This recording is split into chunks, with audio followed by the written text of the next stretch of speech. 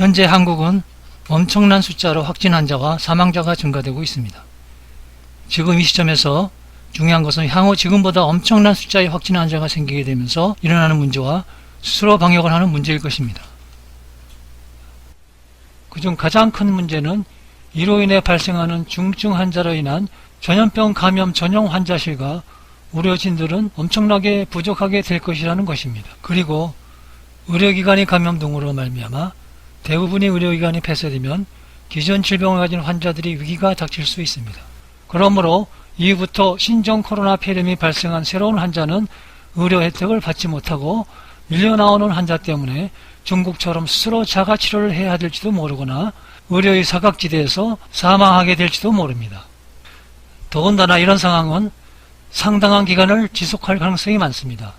왜냐하면 이런 상황까지 오게 된 이유는 병 자체가 워낙 강한 전염력을 가지고 있기도 하지만 에어로솔 공기감염이 되며 정부에서 말한 잠복기보다 더 긴 잠복기를 가지고 있고 재감염 환자와 무증상 수포 감염자가 생각보다 많기 때문에 이런 사람들로 인해 전염이 우리가 모르는 사이에 재생산될 가능성이 있기 때문입니다. 그러므로 이제 신종 코로나 폐렴의 유무를 비싼 비용을 들여가며 병원에 가서 검사한다는 것은 지금 이 시점에서는 아무 의미가 없습니다.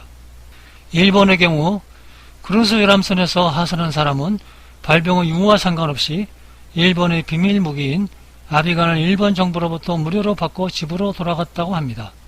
그리고 일본 정부는 국소의 개인 의원이나 병원을 찾는 열과 몸살 기운이 있는 모든 사람들에게 무상으로 검사를 시행 후 병의 유무와 상관없이 중국과 일본의 임상실험 결과 상당한 효과가 알려진 아비간이라는 약을 환자에게 무상으로 공급할 예정이라고 합니다.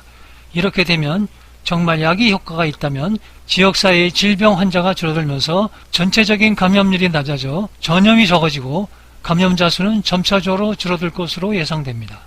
우리나라도 하루속히 백신을 개발하지 않는 한 이런 식으로 효과 있는 치료제를 대량으로 생산해 무작위로 사람들에게 무상으로 제공하면 하루속히 전염률을 낮출 수 있을 것으로 생각하는데 정부의 방법론에 좀 문제가 있는 것으로 보입니다. 그리고 중요한 것은 폐쇄 공간 내 감염입니다. 되도록 사람들이 많이 모이는 폐쇄 공간의 출입을 금해야 합니다. 우리나라에는 아파트가 많기 때문에 특히 엘리베이터 내의 에어로솔 감염과 접촉 감염을 조심해야 합니다. 그리고 중요한 것은 아파트 내에만 머물고 있다고 하더라도 감염의 가능성이 화장실의 하수관과 환기관을 통해 일어날 수도 있습니다. 홍콩에서 발생한 같은 아파트 동네에서 발생한 에어로솔 감염이 그 대표적인 것입니다. 중국의 전염병 학자들에 의하면 환자의 대변과 소변에서도 바이러스가 살아남을 수 있기 때문에 화장실 내에서 화장실 물을 내릴 때에는 항상 뚜껑을 닫고 물을 내려야 하며 남자들은 서서 소변을 보는 것을 당분간 앉아서 보는 것으로 바꾸어야 합니다. 그렇게 하지 않으면 물이 공간으로 튀면서 환기구나 가정 내로 에어로솔 감염이 생길 수 있기 때문입니다. 그리고 하수관과 환기관으로부터 실내로 들어오는 감염원을 차단하기 위해 하수관의 관리를 철저히 하고 화장실 문을 항상 닫아 놓아야 하며 화장실에 들어가기 전에 미리 환풍기를 틀어 화장실 내 공기를 밖으로 배출시켜야 합니다.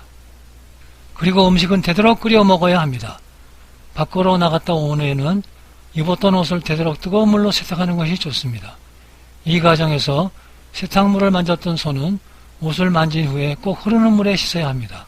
혹시 밖에 나갈 때 손 세정제를 가지고 나가는 것이 좋지만 이것이 여의치 않을 때는 값싼 폴리그럽을 가지고 다니면서 필요시 사용하면 좋습니다. 손을 자주 씻으면서 마스크는 꼭 얼굴에 밀착되는 마스크를 사용해야 하며 되도록 항상 착용하고 다니는 것이 좋습니다. 미국의 CDC에 의하면 아마 이 신종 코로나 폐렴은 계절적으로 발생하는 독감처럼 지역사회에 뿌리 깊게 퍼져 토착화할 가능성이 상당히 많다고 충고하고 있습니다. 그러나 이런 가능성을 알고 있더라도 클로로킨을 항상 복용할 수는 없습니다. 그러므로 스스로 면역을 기르는 생활에 익숙해져야 합니다.